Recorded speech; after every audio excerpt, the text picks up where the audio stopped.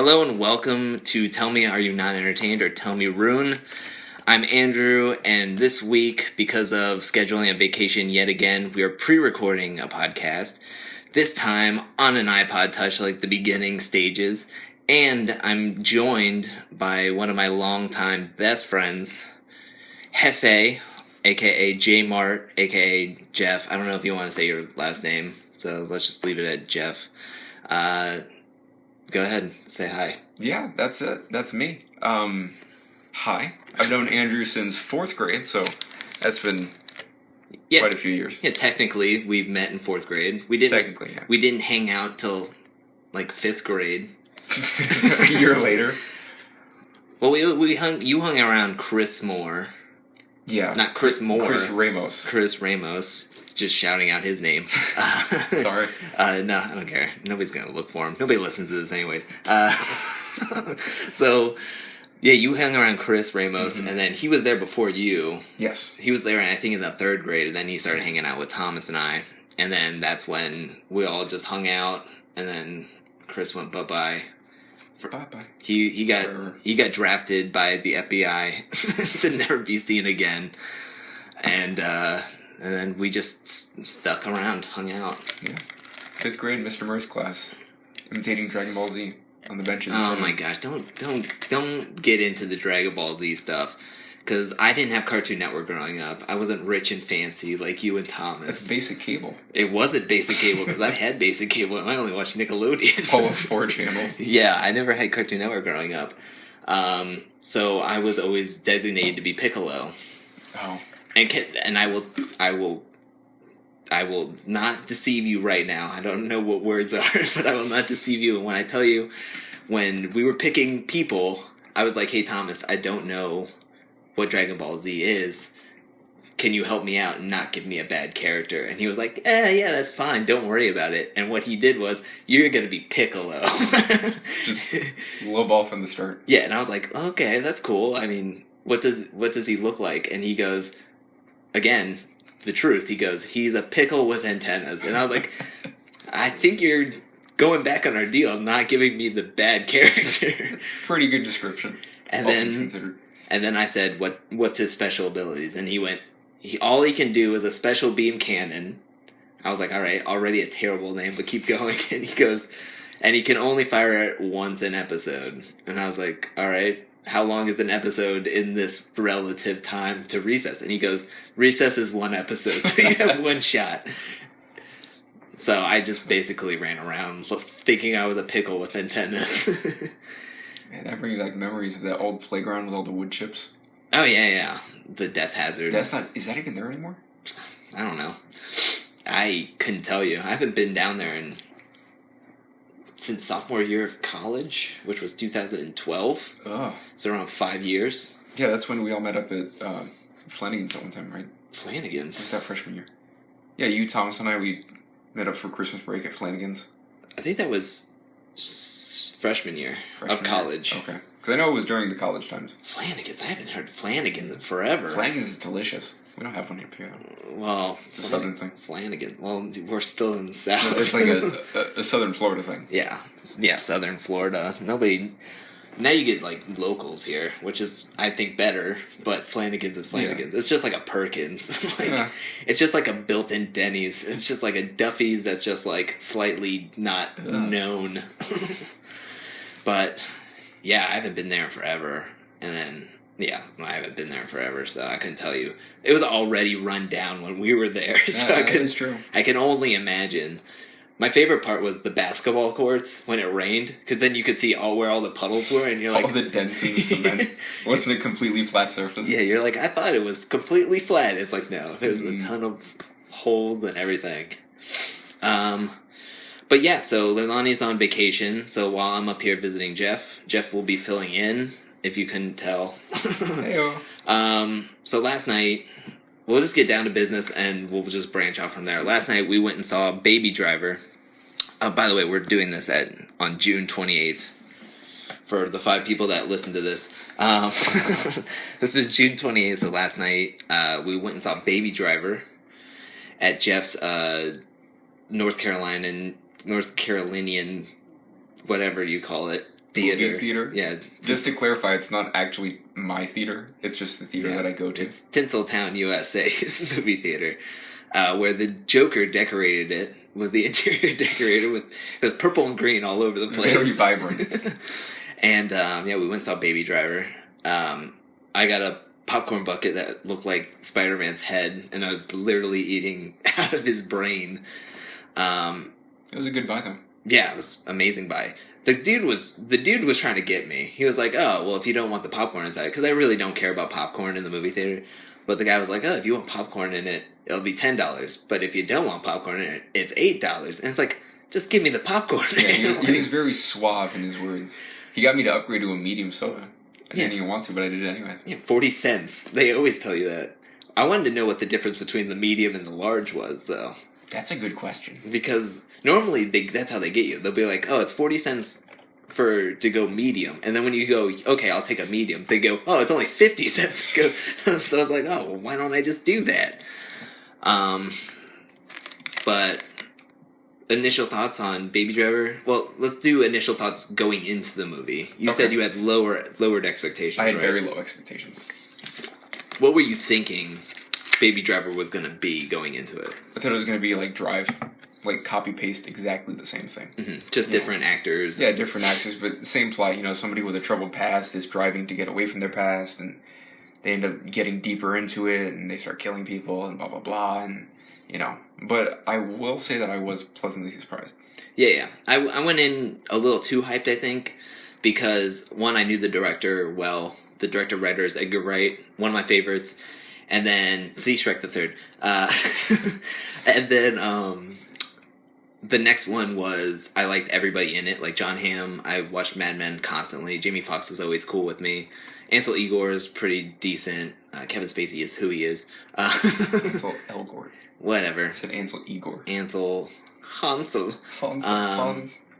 But I was going in a little too hyped, especially since it was shown on South by Southwest, so all my YouTube people that I watch have been raving about it if they saw it, and if people said they didn't see it, they would tell people to go see it. So I was a little too excited for it, but I will say that it was amazing. It hit my expectations and way more. Like you, there was some hints of Drive in it. Mm-hmm. Not saying that Edgar Wright just copied and pasted those exact qualities, but I mean, it's just the fact of Drive coming out first compared to Baby Driver. But everybody was amazing acting in it. Again, Edgar Wright is the devil in the details. He threw in a whole bunch of songs, different transitions. I was trying to pick up on everything I could. Alas, I could not. There's a lot. So basically, Edgar Wright's like, hey, you need to go see this movie 2 and 3 times to catch everything, if you really want to catch everything. So I'm already planning on seeing it a second time. I would see it again in a heartbeat. Seriously. But again, fantastic film. We're going to be the same people. It deserves 100% on Rotten Tomatoes, I feel. What is it now? It's currently, last time I checked, it was 98%. And then it was 99% at one point. But sadly, some critics out there just don't understand what movies are. Yeah, yeah, some critics are just like, I want shoot movie. More Fast and Furious. And you're like, this isn't going to be it. Well, then, 0. Yeah, but, I mean, good reviews all the same. I mean, just from user reviews, it has 92% who liked it. Yeah, and I will say that Rotten Tomatoes and critics, I mean, I know Hollywood's sitting here going like, oh, it's the bane of Hollywood existence because it's giving it a bad score, nobody wants to go see it. I'm telling you, if I want to go see a movie, I'll go see a movie.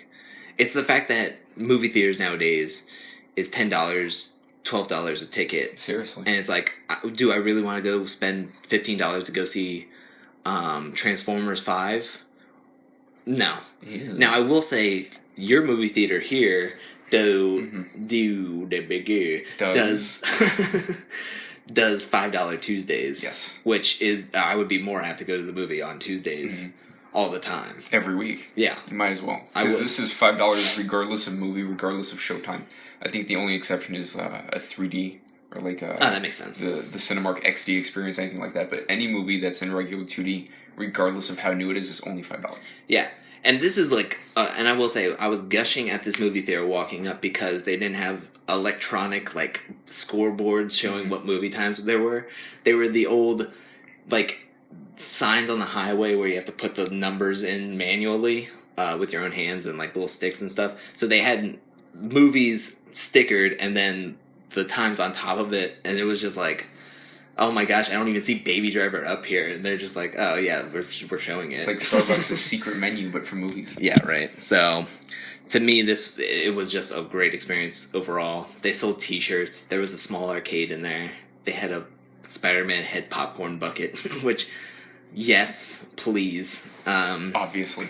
Yeah, of course. $10. I'll gladly pay $5 and then get $10 for the popcorn bucket. But yeah, again, fantastic movie.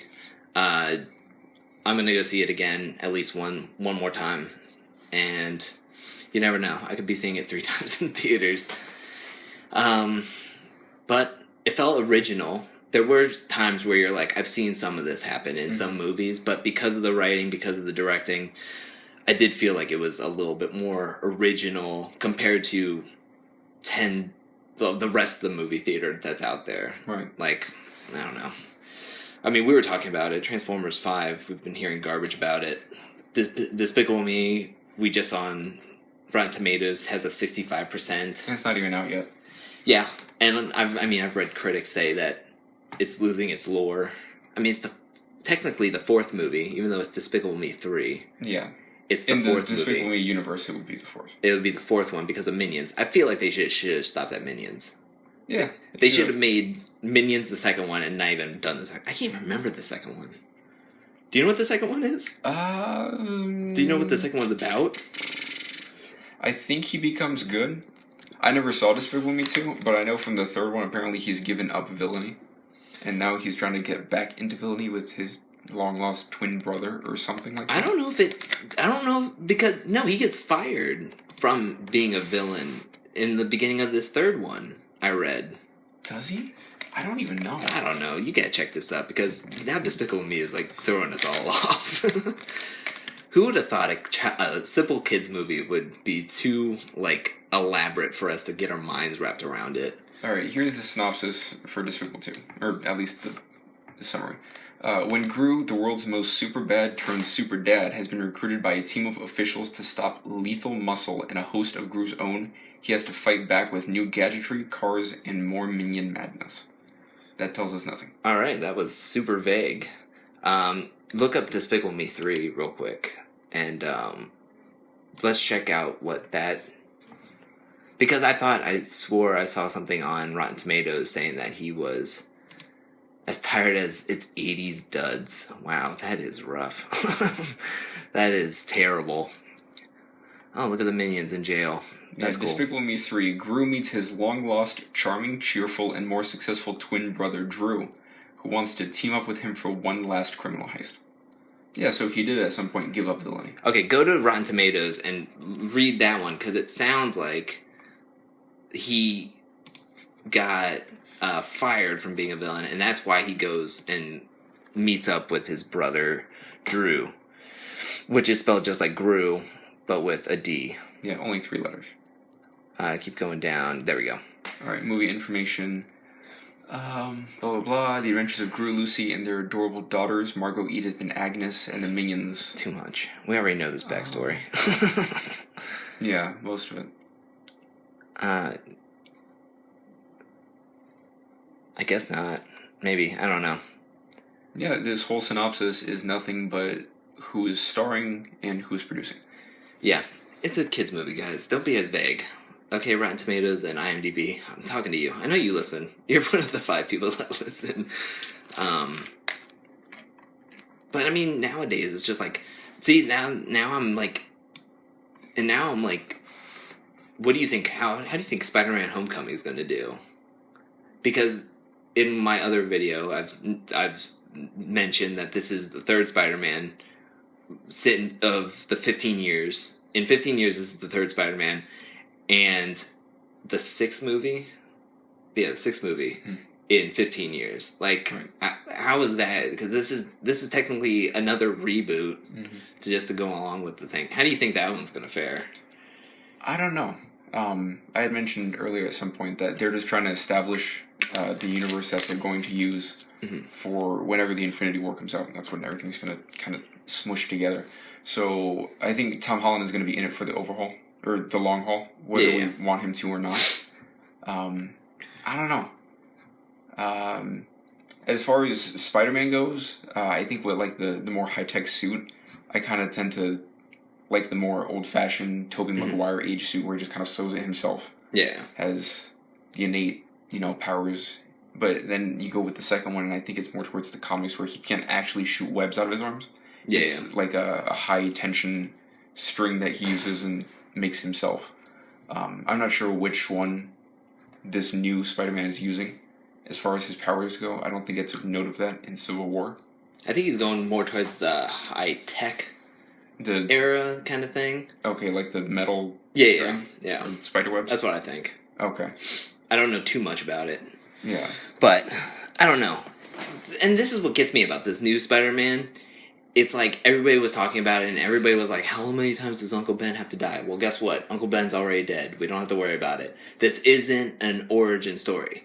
But, in the middle of this movie, Robert Downey Jr. comes into the movie, takes away the suit, and now he's fighting in a hoodie and goggles. And to me, that's just go all the way back if we're going to be doing that. Like, oh, this is technically not an origin story, but now he's going to take away his suit, and guess what? Now it feels like an origin story. Yeah, again. It's going to be an origin story. He's going to get the suit because Tony Stark needs him, I think, for the Civil War.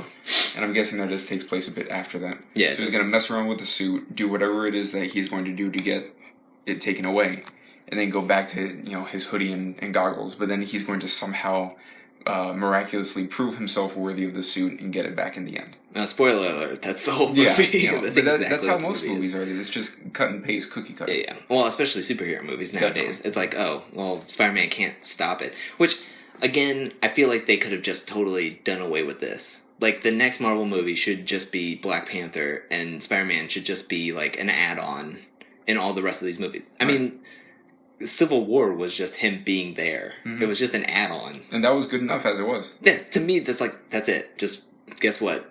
Don't expect another Spider-Man movie. Just expect him to be in all the other Marvel movies that are coming out. But surprise! But here we go. We get our own one because everybody's maybe not so surprised. Yeah, I don't know. And to me, I'm not really. I'm gonna see how well the critics are and what other people say. I don't care what about critics. What other people say about it, because I know other people will go watch it and say something about it. So I'll wait until that happens. But I'm not. It took me a while to see The Amazing Spider-Man. Like, it took me, I think, a year or two after the first Amazing Spider-Man came out that I actually watched it on DVD. And then my friend Micah was like, we're going to go see Amazing Spider-Man. Do you want to go? And I was like, yeah, sure. It wasn't bad. But we were talking earlier today, and I want to reiterate it. I think Tobey Maguire was a great Peter Parker, but I liked Andrew Garfield's Spider-Man. So that leaves Tom Holland. Maybe he can be both. Somewhere in the middle. He didn't. Hopefully. He didn't overly get me in Civil War. He just seemed like one of those fan guys, which I get it. He's like supposedly 15 or 16, right? And he's like in the celebrity hall of superheroes. But I don't know. Act like you got some sense, boy. At least a little bit. Yeah, like even though you're like freaking out on the inside, be like, okay, I gotta be a hero. Mm-hmm. I don't know. Maybe I'm putting too much expectations on it. I don't know. I kind of liked him more as a Peter Parker. Kind of along Tobey Maguire's line in Civil War. I thought that he played a kid well. Mm-hmm. I don't know how old Tom Holland actually is. He's got to be 21. Is he? He's got to be 21. He's British. He's British. Yeah, well, look at... yeah, 21. Holland. Yeah, he's only 21. Yeah, 96. Do you find it weird that, like, now, like, athletes and actors are now below our age when they're getting big or whatever? I mean, that's how it's been for a while now, hasn't it? Like, growing up, I'm like, oh man, I'm 7 and this football player who's 21 is getting drafted and nowadays and making millions of dollars. Like, yeah, he deserves it. And now it's like now I'm like 21. I'm 24, and like 21-year-olds, or even now like 19-year-olds in the NBA are getting drafted, and then it's like, oh yeah, here's $6 million to play a game. Right. And I'm sitting there going like, I'm older than him. I'm making way less money. And I know it's not a good comparison because I definitely don't have their skills, but it's like, I just remember a time where it was like, oh, I'm never going to make that age. And then it's like, right. now I'm an age that I'm below everybody. Now this kid who just is 21 is going to have like millions and millions of dollars a movie deal. And it's like, I'm sure he did a whole lot of great stuff to get there, but I don't know. It is what it is. 27. Oh, that's Thomas Brody Sangster. Just kind of along the lines of Tom Holland looking really, really young. This is another British actor who looks ridiculously young. Yeah. He's only 27, but he looks like he's 12. He was in the Maze Runner, right? Yes, he was in the Maze Runner. I believe he was also in Game of Thrones for a while. Oh, yeah, Game of Thrones, which is... Wow, we're getting a lot of SEO out here, because Game of Thrones is coming back soon. Are you caught up at all with the Game of Thrones? Maybe. I mean, I don't have HBO anymore, so I don't really know what season they're on. 6, I believe. Season 7's coming out. Okay. I think I may have stopped at 5. Okay. Well, I'll tell you right now. Season 6 was so boring to me. Like, I know that's a very unpopular opinion, because if somebody is like, this is the best show ever, then everybody has to just go along with it, even though the storyline is garbage from episodes 2 to, like, 8 on every season. Yeah, I stopped. I have 3 more episodes before I'm caught up. And people are like, you better hurry up and catch up so I can talk to you about it. It's like, no, I'm 3 hours. I want to spend that 3 hours doing something else. Being more productive. Yeah, instead of watching, I already know what happens too. I mean, somebody gets eaten by dogs and whatever. Spoiler alert, somebody gets eaten by dogs. I can't remember who it is, but to me it's like, it's almost pointless because nowadays it's not even like, it used to be so unpredictable. Now it's just like, oh, these people can't die. Mm-hmm. So it's like, whatever. It's lost that sort of edge that it had when it first came out. I think the same thing happened with Walking Dead, where it was like, oh, anybody could die. Like, I don't want anybody to die. Yeah, and now it's like, oh, Daryl, now everybody has this thing where they go on the internet and say, if such and such dies, I'm going to not watch the show. And then like 30,000 people like the comment, so it tells the writers and everybody like, yeah, we should not kill that guy off. Like, and the 2 main ones that come to mind are Tyrion and Daryl Dixon from Game of Thrones and then Walking Dead. Okay. Peter Dinklage's character, and then Daryl Dixon, which I can't remember his name. Is that his name, or is that that's not his name in real life? Daryl is the character name in Walking Dead. I think so. He's the guy in the crossbow. I have not watched The Walking Dead since season 5, just to let everybody know. I'm just a hater on all the like high tech, like in mainstream shows. I was the guy that never watched. Norman Reedus. Norman Reedus. That was his name. Well, that's gonna come out great. I'm the guy who tried to watch American Horror Story, and then I found it boring because everybody else was talking about it, and I was like, I don't see the appeal. I'm gonna watch Wilfred, the guy in the dog much better show. It's an amazing show. Like Elijah Wood. I only know him because I watched Wilfred. I never liked The Hobbit or any of the Lord of the Rings. You've never seen any of them? I was at Thomas's house one time, and we tried to watch all of them in one night. Oh gosh, that's too much. We got half an hour into the first one. I was like, can we turn this off? And he was like, yeah, let's just turn it off. This isn't as exciting as I thought it would be. Long. I don't know. I'm not a huge, like, medieval folklore.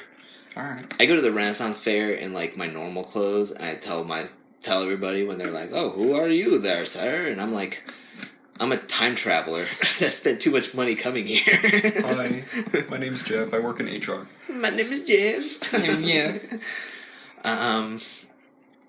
Wow, we just burned through a lot of topics in like 20 minutes. All at once. And we're just crapping on all the shows. Yeah. Well, it's because they're terrible. Do elaborate. Right. What do you find terrible about them? Well, kind of just to throw this out to movies real quick, is that we are in an era of reboots, sequels, and I had some third thing that I forgot. Reboots, sequels, remixes. Remixes, remakes. Yeah, reboots and sequels. That's what most of the movies nowadays are coming up with. So, I mean, a lot of stuff is just not entertaining. Yeah. And then in TV shows, it's kind of along the lines of what you said, is that if a certain person dies, it's just over for everyone. So you know that they're not going to die. Yeah. It'd have to be some catastrophic event at, like, the end of the series or the end of a season. But they'll lose so much fan vote or, you know, people watching it because of that one death that they're not going to do it anytime soon. And with social media, like, I feel like studios now listen to people more. Mm-hmm. And they listen to, like, a certain number of people, and then they tell other people, like, the things. Right. So it's like the whole thing with Suicide Squad comes to mind, where it's like the studios, like, morphed it to what they wanted. They had 3 different cuts, and they went with the trailer house cut, and then everybody hated it, yet it still made $850 million over, like, it made like 850 million. It's like, and it won an Oscar. It won an Oscar? Yes. Suicide Squad? Yes, it did. Wow, just showing you how pointless those awards are. Like Suicide Squad. I mean, it wasn't for like Best Picture or anything like that. It was for Best Makeup. For what, the Putty Patrol? When they're fighting them? Like, really? Yes, and I guess, like, Killer Croc's makeup and the tattoos on Diablo and just, like, those little details, and Harley Quinn and the Joker. I guess they figured that was the best makeup possible out of all the 2017 movies. This is what I want to say right now about Killer Croc's makeup. They were so lazy at one point that they just put him in, like, a old grandpa tracksuit halfway through and then made him black. Like, that was the whole thing. Like, come on, man. Are you kidding me? This is what happens. I mean, there were only 3 nominees. The other 2 being Star Trek Beyond and A Man Called Ove. I think that was a French film. So there wasn't really a whole lot of competition. And Star Trek was terrible. I didn't bother seeing. I heard Star Trek was bad. I've never been into Star Trek, but yeah, see, another reboot. Steven forced me to go see the first one. He was like, "Do you like Star Trek?" I'm like, "No." He's like, "Do you like Star Wars?" I'm like, "I've seen them." Like, good enough. Let's go. He's like, "Yeah, I need to. Well, I want to go see it." So I was like, "All right, I'll go watch it." And I will say, it didn't feel like a Star Trek movie. Which, say what you will. Okay. I didn't feel like I needed to have seen everything Star Trek made to go see that movie. It basically was its own entity. Actually, you know what? Star Trek Beyond, I've heard that it's better. Way better than the second one. But Star Trek Beyond was done by Simon Pegg, who has been in a lot of Edgar Wright films, so bring it back full circle. But Simon Pegg was a huge Star Trek fan. He wrote it, and I think he might have directed it. So to everybody, it felt a little bit more like, oh, this is a Star Trek film made for the fans, made by a fan. Okay. So it's better. Yeah, but I don't care about Star Trek. No. I don't even care about Star Wars, man. But we're going to be saddled up with tens of millions of those. Seriously. I don't know why they're making more movies. They should have just stopped it as it was. Because it makes millions and millions of dollars. I know. Like, before Fast and Furious, Fast 8, Fate of the Furious, Star Wars, I think Force Awakens had the #1 opening weekend. I think so, yes. And then F8 took it, and now they're just waiting for the next Star Wars film, and then that's going to probably bump F8, and then it's just going to be in this, like, cycle of, like, Fast and Furious movies getting it, and then Star Wars getting it, and it's just going to be like, all right, who cares? Seriously. Like, this is enough. Like, we've done enough, guys. But then you have some great movies like Wonder Woman come out, and you're like, okay, cool, I like this. But I'm really nervous about these ensemble superhero films. I think they don't have a whole lot to gain, but they have everything to lose for their whole franchises. Because Justice League can be decent, or it can just be total garbage. And if it's total garbage, guess what? It's not going to be... Nobody's going to be like, yeah, Warner Brothers, when the next time they have a thing. And then the Infinity Awards. Like, I'm sorry, but I think Civil War was too much. And I didn't think... They're trying to force it. Yeah, it felt forced. And now with Infinity Wars, they're like, hey, did you think Civil War was something with all those characters? Guess what? We're going to take every character that we've ever known and put into a movie and put it in together. And it's like, literally every character ever. This includes Guardians of the Galaxy. Yeah. In that entire universe. How do you think that's going to turn out? Like, what's they like? People who go see a certain character or want to go see a certain character, they're not going to get their fill of that character because there's going to be so many vying for screen time. Mm-hmm.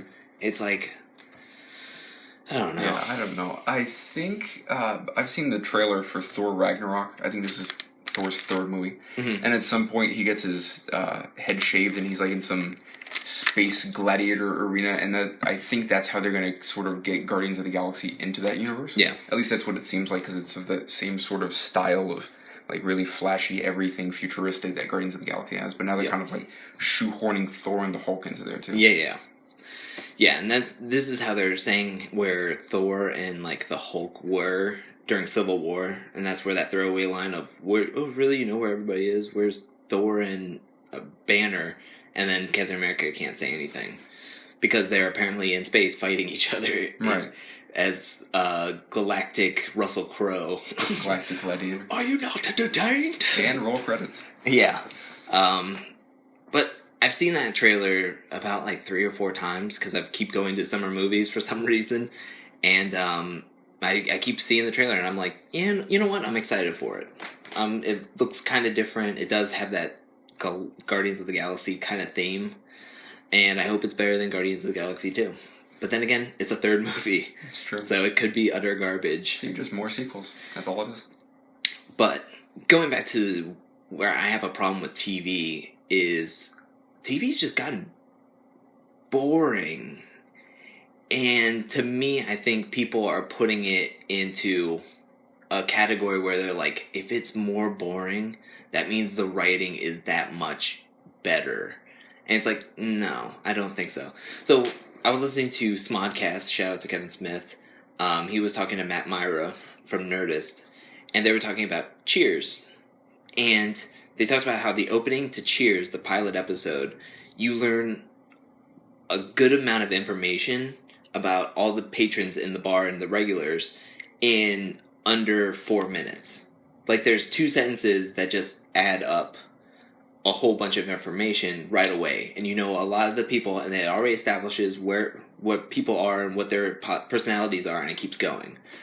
Nowadays, it's like you take 4 seasons or a whole season just talking about this one guy in this one place, and apparently that's supposed to be like, and as long as there's like a payoff or a kill in the last episode, it's like, oh my gosh, that writing was brilliant. It's like I was falling asleep throughout the whole season. I don't know. That's just what I've been seeing, especially in like Game of Thrones kind of thing. Yeah, I was just about to mention that. As far as I've seen, is that you can have a whole series and at the same time have a whole lot of nothing happen. Yeah. Right, so you can watch the whole series, and let's say maybe through the course of episode 1 to episode 10, you have 2 semi-known people die, and then some new person ascends to the throne yet again for the upteenth time. But all this in between is just a whole lot of nothing, and you're just going through conversations and the daily blah blah blah that everybody has to go to, and all these character interactions that aren't necessarily necessary, but they throw it in anyways just to fill time. Yeah. And then people eat it up anyways and say it's the best TV show since, you know. Yeah, it's the best writing ever. I will say, my favorite TV show of all time has been Breaking Bad, and I will say, even though a lot of the storyline and a lot of the seasons went towards something, there was some filler stuff that was like, all right, why do we have to do this over and over again, right, or this or that?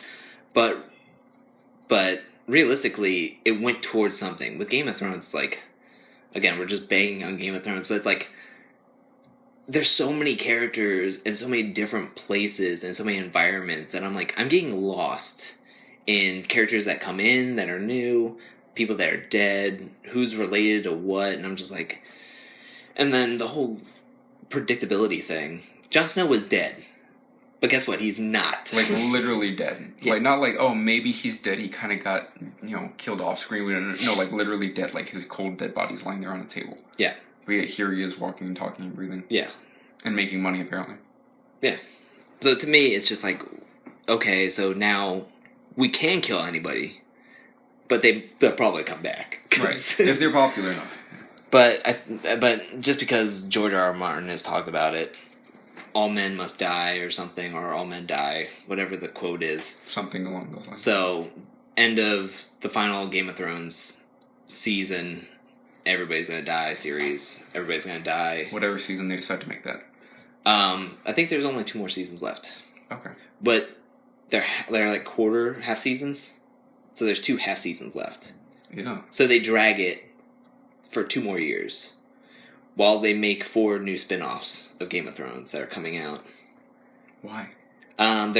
There's talk that one might be a prequel to how the Mad King got mad, since there's not a lot of lore to that. That might not be too bad.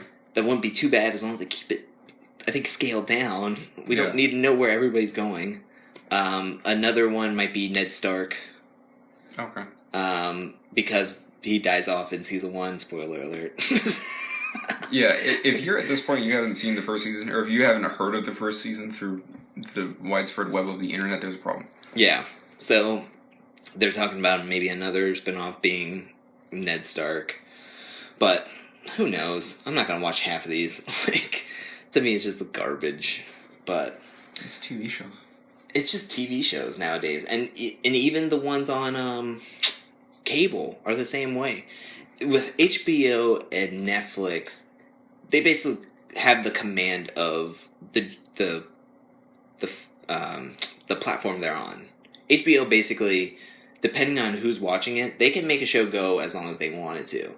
Yes, it depends on if it makes money, but they can do whatever they want. They could be like, oh, I want this to go 6 seasons, I'll make it go 6 seasons. And if people like it, it'll go for longer. Or they can cut it off in its doorsteps. Netflix is the same way. They have a heavier subscription, so whoever is paying for the subscription, right, they can make whatever shows they want. They decide to cut them off if they want to, which they've done a lot, and people are either happy or sad. So basically, they can just do whatever they want, but they decide whether something lives or something dies. And the fact that they can do whatever they want should be something in their benefit, but it's not. Because the beautiful thing about HBO and Netflix, but I guess kind of more in HBO's favor, is that HBO has freedom to do whatever the heck it wants with its shows. Like, they're not limited how cable is limited by the FCC. Because you're paying for HBO, you're acknowledging that you're 18 or over when you're seeing these things. So they can put body parts and words Westworld. and whatever the heck that they want in it and get away with it. Yeah. Whereas normal cable can't. But even though that they have all of that creative power, they're not using it in the way that they should be. Yeah. And going into that, I mean, so if Netflix is like, I want this to go for 6 seasons. That's how Netflix sounds in my mind. It sounds like a whiny... Like a whiny, 12-year-old.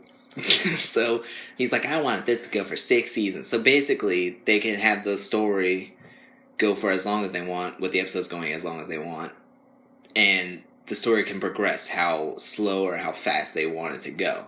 So I watched all the Marvel shows, like Daredevil, Luke Cage, Jessica Jones, and all those. I tried. I will say I tried to watch them. But they were so boring. It took 13 episodes, around 45 to 55 minutes each episode.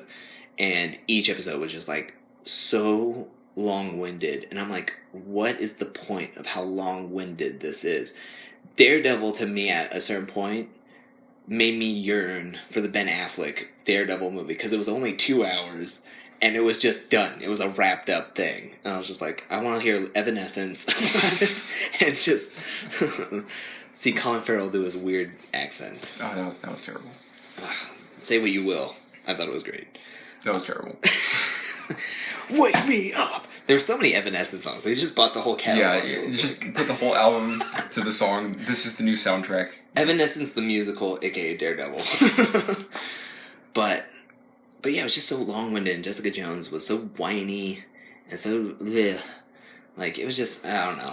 To me, it's just like, you have so much creativity, and so much things you can put into this, and make it so cool, like, so much production value, too, and yet, you make them sit in a room for, like, a whole, like, 2 episodes, writhing whether they want to be a superhero or not, or how they don't want to be a superhero. It's like, you can pick up cars. If I wanted to see people in regret, I would just look in a mirror. Ouch. For like 2 hours. I have enough problems without watching Netflix. Yeah, thanks for tacking that on. Now I have to sit here and watch this woman be like, oh no, I'm a superhero. Oh, yeah. That's another problem with TV shows is their long-windedness. Because I think that you could be long-winded in one of two ways. And I guess I only have like two examples.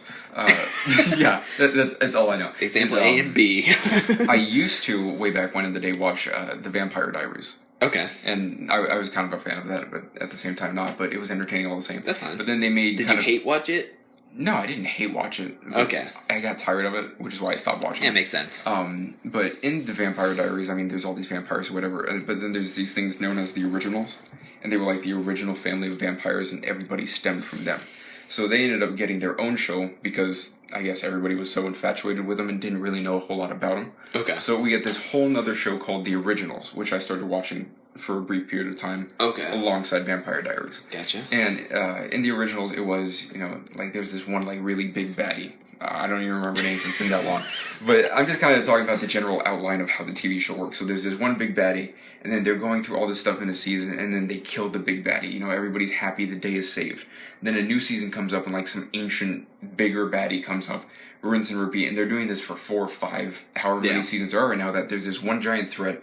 They finally kill it, and then another one pops out of the woodwork for absolutely no apparent reason. Yeah. So that's number 1. Big baddie kill, rinse and repeat. Nothing ever ends. The cycle goes over and over again. Right. Option 2 is kind of like more like Teen Titans. Not the new Teen Titans. That's garbage. But the old Teen Titans cartoon that we used to watch as a kid. You had Slade was the big bad guy. And he was like always who that they were trying to defeat. But then at different intervals throughout the show, they have all these other different problems that they're trying to fix. Right. At the same time, some directly under Slade, some working on their own. But Slade is always this big bag nemesis that never really gets dealt with in all these earlier seasons. But they're making progress towards finding and dealing with him. So I think those are the two extremes. Is the cyclical.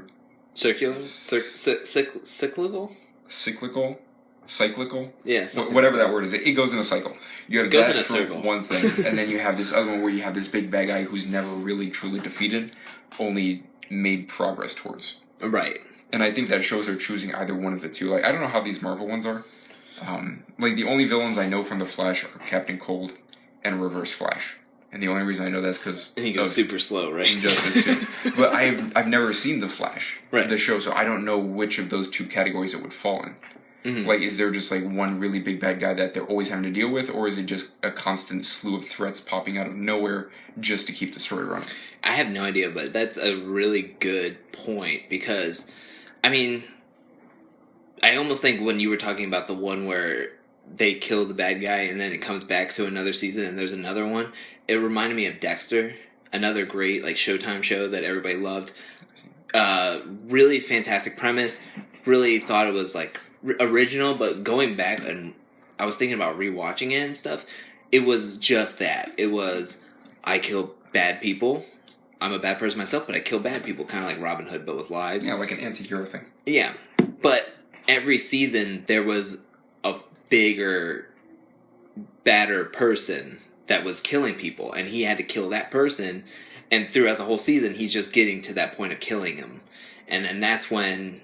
But in the meantime, he would kill random people throughout the episodes that were doing something wrong, and then he'd kill the bad guy. And it was just the same thing over and over again until the writers just were like, I don't have any more ideas. Like, he starts making out with his sister. Don't worry, he was adopted. Oh, okay. But that's fine. But it was a really weird ending. But that's how I always thought of it. I don't know The Flash exactly. It never enticed me enough to watch it, even if Kevin Smith directed few episodes. I will say that Green Arrow was just like that, though. The cycle thing. Okay. Where, I mean, it's almost even worse because it was a CW show. It's 24 episodes per season. I think Vampire Diaries was CW too. 40 minutes each of an episode, and I would watch it. I watched 2.5 seasons, and basically the episodes would go in the exact same order. He would wake up, he'd do his normal thing, try to show everybody, hey, I'm a cool guy, even though I was on an island. And he would have a flashback to the island. It would give a little bit more, like, foresight into what he might be dealing with coming up, and then he would find a bad guy or a person that wronged his dad or something, and then he would fight that guy, he would get the information, and then the episode would end, and then it would just do the same thing over and over again. After a while, I was like, this is the same thing over and over again, and I need to stop this, because there's like 6 seasons, 24 episodes each. This is ridiculous. This is like insanity. But people still watch it, and people love it. Seriously. So I don't want to bash people for what they like, but it's just like, to me, it's just like mind-numbing of what's going on. Like, it's just like, why is this? It's just going over and over again, the same thing. So it's either you're doing the same thing over and over again, or you're doing something else, and it's just like super boring. Right. I mean, and Hulu's the same way. I've watched Hulu shows, and I've stopped watching them after a while, because I'm just like, you either lose track of when they're on, or they're just so boring. Like, and I mean, it's sad, because I'm looking at the computer screen at all the movies. It's sad when, out of a lot of the top movies that are, I guess, grossed this past year, one of my favorite ones that are higher up on the list is Lego Batman. Because even though that's technically a Batman movie, it was one of the best / original feeling films I've seen in a while. And it was super funny. Like, because kids shows nowadays, they have to put adult themes just thrown in there. Yeah, just to get the adults to not fall asleep while they're watching. Yeah, and then the kids won't understand it. So you have to do it, like, kind of time. I was watching Fairly Odd Parents the other day. I figured Fairly Odd Parents is my favorite cartoon growing up. Just saying that. I'm throwing that out there. That was one of my favorite, I think my favorite cartoon growing up. There's so many adult themes in that. Like, it's just insane. It just blew my mind. But I just think it's sad. Split was alright. Get Out was fun. I like Split. Get Out was good. I didn't love Split, but I thought it was alright. What did you think? What did you not like about Split? I mean, it was very different from what you think of as movies. Like, I can't remember the last time we had a split personality movie that was good. But this one takes it over the top. It's not just, he has 2 different personalities. It's that he has, 13 or 12 or 13 different personalities? Yeah. 12? And then the 13th I thought it was is included? I don't know. I thought he was 23. What? No, it wasn't that many, was it? You only saw 9 of them. You only saw 9 personalities through the whole film, but I thought he said he had 23 23 personalities. Yeah, 23 distinct personalities. All right, then. Never mind. But you only see 9 of them, because I saw an interview with it. Yeah. I did like it how it's, it's just him.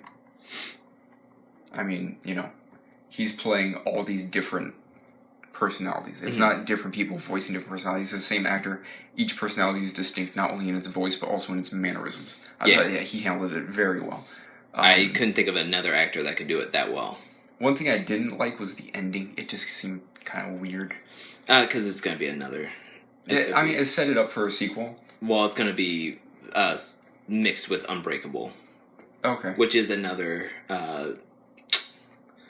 Night Shyamalan film that he did a while ago. I watched because people were telling me about, it's linked to Unbreakable, so I actually watched Unbreakable first, and then that night after that I watched Split, and it made complete sense, and I know where it's going to go. I might have to do that then. Unbreakable, really good movie. You will like it a lot.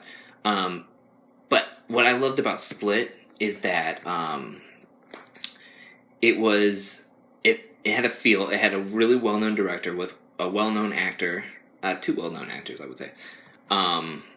Haley Steinfeld, right? Or that wasn't her. I don't know. Yeah, that wasn't her. That was a different girl. Okay, sorry. The big name is James McAvoy. James McAvoy. I don't know. Yeah. I thought the main dark-haired girl was Haley Steinfeld, but that was definitely not her. Yeah, don't worry about it. But anyways, it had because of how restrictive it was with the environment, it had the feel of a small indie film. Even though it had a well-named director and a really well-known actor in James McAvoy, but because of James McAvoy's performance, it made the movie feel bigger. And that's what I liked about it. But my uncle hated it.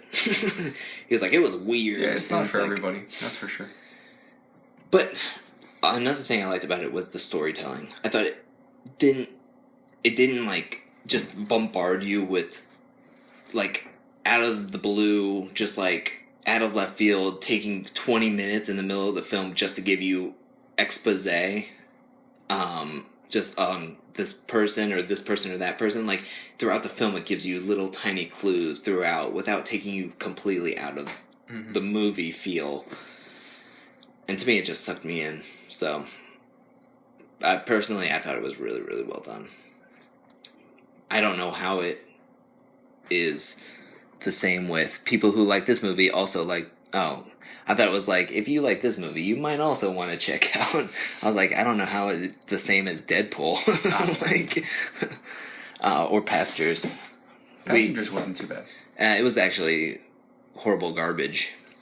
I didn't think it was that bad. It was flaming garbage. I will say, though, I want to show you a Nerd Writer 1 video about Passengers. That'll just, like, kind of unlock your mind of what it could have been. Okay. Well, I got a lot of SEO from us talking about all this stuff. Like, YouTube is going to tell me that it's too much. Like, copyright infringement, yay. I've gotten enough of those with my other love this channel. Actually, Tell Me RUNE. Yeah, gosh, we talked about a lot. Yeah. And time just seemed to fly by. Quick anecdote. You were talking about Fairly Odd Parents and adult references. Go rewatch Ratatouille if you haven't recently. I haven't watched Ratatouille in forever. Okay, there's some adult references there that you might miss even now. Yeah. They'd have to be pointed out to you. But really? they're quite...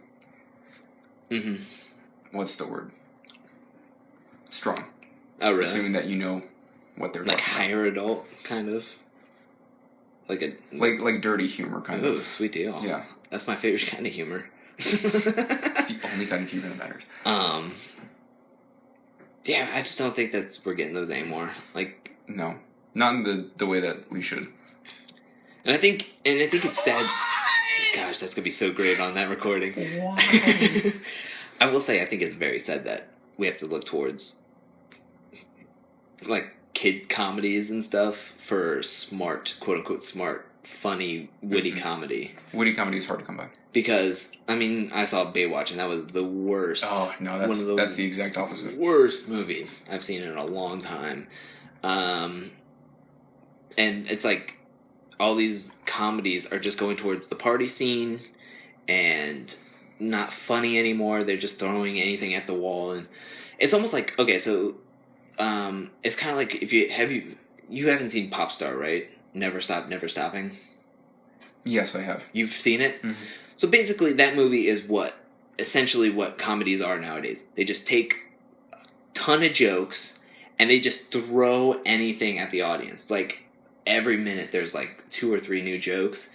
And in their mind they're going, well, if they laugh 50% of the time, that's good enough. Instead of like trying to well-craft a joke, it's like, oh, there's so many jokes happening at so many different intervals that it's almost like so it's kind of like a dance beat, like one of those like electric, like where there's just like like a whole bunch of music, like a rave. Yeah, kind of like a rave. And if I go out there, and I don't technically have a great rhythm, but if I go out there and I just start flailing my arms, I'll hit a beat at some point. Eventually. Yeah. So basically that's what comedies are nowadays. We'll just throw all these jokes at them. Anything that'll happen, we'll throw 500 jokes at him, and if he laughs 45% of the time, that's a good chunk of the movie, and we make our money, and they laugh, and that should be good enough for them. And it's like, no, not really. Yeah, broken clock is still right twice a day. That's basically what they're going for. Better than my rave analogy. It's super. The rave mosh pit mix-up. It's not like Edgar Wright films where he really sits there and, like, he crafts it and molds the scene to what he wants. Whether it's Shaun of the Dead with the TV scene, or Hot Fuzz when he's going to the other position, Baby Driver in the beginning when he puts on that song and then he's walking, and it's almost like a choreographed dance scene, yet he's just walking to get coffee. Mm-hmm. But it feels like there's music going on. Even the walls that he's passing has like certain lyrics that are just being said, or it has a trumpet on the wall and then a trumpet scene, like a trumpet noise happens, and it's like, this is well thought out and crafted to where it's moving forward, whereas he's not just throwing anything at it's well crafted. Every line is well crafted, every frame is something that he's not sitting there going like, oh, let's just see what happens. Like, he's just like, this is what I want to happen in the scene. And the movie also advances at the pace of the music. Like in that same scene that you were talking about where he's dancing and getting coffee, the camera's kind of like swaying along with him. That almost makes it feel like you're there and you're dancing with him. Mm-hmm. But then in other scenes where he's, racing fast and the music is blaring, pumping really fast, you have really quick camera shots. Yeah. So I think that that's like just a whole nother layer on top of everything that he's already doing. Yeah. And then all the music goes with the transitions. We just watched a video about Scott Pilgrim vs. the World and how the transitions made the movie move and feel a little bit. I will say this movie Baby Driver's like 2 hours long, almost. Was it? It's like an hour and 50-something minutes, I thought. And I'll tell you right now, it did not feel that long. It was an hour and 53 minutes, right there. Ah, yeah. Wow, okay. It did not feel that way because the movie just kept progressing. And will you say that you were captivated from the beginning to the end? Definitely. I was... Like, there were times I didn't even want to blink. I had to pee, like, 2/3 into the movie, and I was like, I'm not stopping to go. That. But I give it so much high reviews because it was amazing from beginning to end. I didn't feel like there was unnecessary anythings. Like, I wanted more. And I thought Ansel... Elgort. Yeah. He is so charming. Like, he's the type of guy that you just... To me, at least, I'm, like, watching him going, like, I should not like you for some reason. Yet, in this movie, you're just going, like, man, I can't stop. Like, come on, man. So, I'm really glad we went full circle with going all the way back around to Edgar Wright's Baby Driver. But I think that's good for this podcast. So, all right. I want to thank Jeff for being the stand-in. He might be a stand-in for 1 or 2 more podcasts, Yay. Depending on how much and what we do in the next coming days. So we'll see. But thank you for being a guest. Anytime. And putting in your opinion. I know I talk a lot, so... Kind of trying to slip it in the cracks. You know what? Just jump in next time. Just bombard me. I have a fear of, like, dead silence. Cause awkward silences. Just radio talk. Because, I mean, if people come in, I don't think they come to hear a lot of, like, spacing. So it's just white noise in the background. So I have things to say. I just say it. And I keep saying it, and then you just jump in. Just talk right over me. It'll work. Trust me. Yeah. It'll just treat it like a normal conversation. So, but I appreciate you being here, and I appreciate you being a guest, and maybe we can do something to where maybe you can show up a couple more times. Definitely. It'll be fun. When I'm not in North Carolina even. So yeah, that's doable. So we'll talk about it, and I thought this was great. So thank you for listening to this week's episode, and we'll see you next time. Bye.